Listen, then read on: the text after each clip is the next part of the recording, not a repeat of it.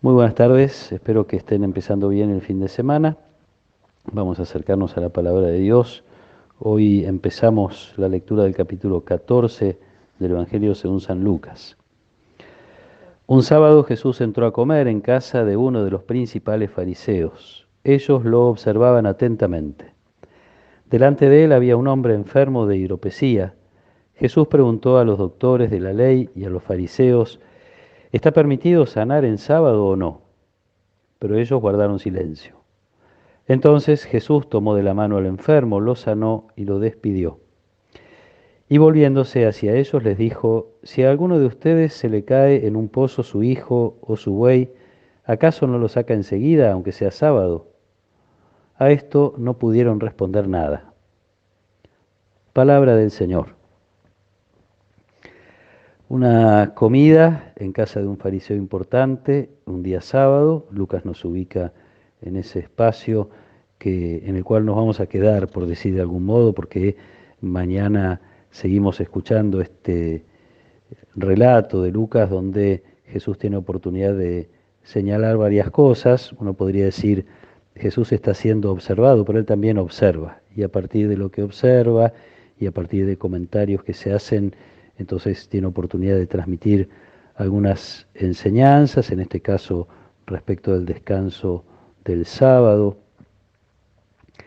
También va después a observar las actitudes de quienes se acercan a la comida y habla de los puestos, de la búsqueda de puestos, de los primeros lugares. Habla también de a quienes hay que invitar cuando uno hace un banquete.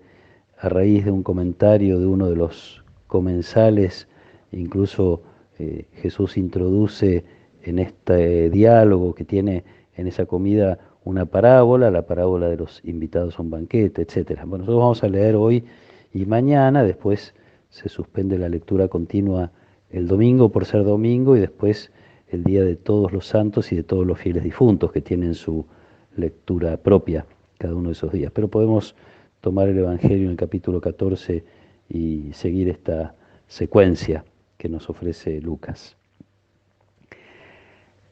El enfermo que se presenta, medio seguramente de modo inesperado, como muchas veces en el Evangelio, el enfermo está representando un poco la situación del pueblo. Había también Jesús curado un sábado en una sinagoga. El lunes escuchábamos el relato de la curación de la mujer encorvada, como aquella que lleva un peso encima. Jesús viene a liberar de los pesos y en particular tendríamos que decir, sobre todo en este contexto, con los escribas, los fariseos, en esta comida que está compartiendo, viene a liberar al pueblo del peso de las leyes. Entonces pregunta, no le responden, pregunta si está permitido curar en sábado, no estaba permitida la actividad médica en los días sábados según las interpretaciones que las autoridades religiosas hacían de la ley.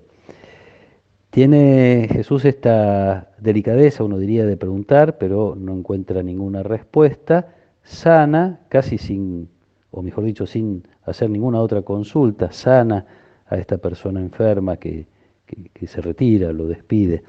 Y entonces intenta un diálogo con los escribas y fariseos, con esta comparación. Si ustedes ven que un hijo o un buey caen en un pozo, no lo sacan. Jesús sabe que las autoridades religiosas tenían modo de, yo diría entre comillas, burlar la ley ante algunas situaciones y paradójicamente eh, cuando se trataba de los bienes materiales, el buey, el hijo todavía exige un poco de amor, una experiencia de amor que se tiene, que sería bueno que se tuviera para con todos los hombres, ¿no? El amor a todos por igual como hermanos, sintiéndolos realmente hermanos. Pero la realidad de el buey tiene que ver más precisamente con un tema económico. Entonces, en todo caso, las autoridades religiosas encontrarían el modo de violar el descanso del sábado para salvar la vida de un buey y en todo caso para salvar sus intereses materiales y se quejan o miran mal cuando un hijo de Dios es sanado.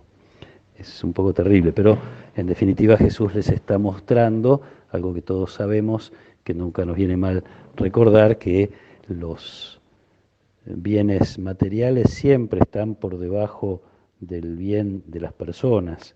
Los intereses siempre son menores respecto de la cuestión económica. Esto uno podría decírselo a mucha gente, incluso a muchos gobiernos, ¿no? Los planes económicos que no defienden la dignidad de las personas están tergiversando los valores. Primero es el bien de las personas y después todo lo demás. Incluso Jesús está hablando de la posibilidad de no cumplir con una ley divina, con una ley de Dios, en función del bien de otros. Algo de esto habíamos escuchado ya en algunos de los milagros de Jesús. La manera de glorificar a Dios es hacer el bien a los demás.